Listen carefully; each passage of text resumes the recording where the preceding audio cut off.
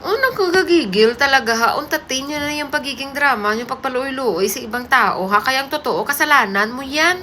Mahilig kang magpasosyal, magpakita ka sa ibang tao na kaya mong bumakal ng mga mamahalin ng mga gamit. Yung mga may mga brand na para sa mga mayayaman, hindi para sa mga kagaya mo na walang pera. Na ginagamit mo lang, nagkukunwari ka lang. Nagkukunwari ka lang na makakasarang kang bumili ng mga mamahali na gamit, tapos uutangin mo lahat, tapos ngayon magpaluoy-luoy ka na mahirap ang sitwasyon mo. Hoy gaga! Tapos ngayon sasabihin mong biktima ka ng ano? Ha?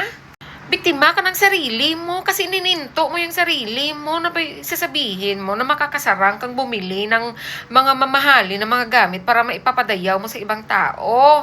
Para takapabaliin, tinulungan ka ng maayos.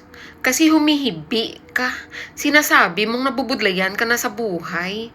Ngayon, lahat ng mga drama ginawa mo para sa benepisyo ng sarili mo. Ha? Tigilan mo ako, ha? Inunahan mo ako.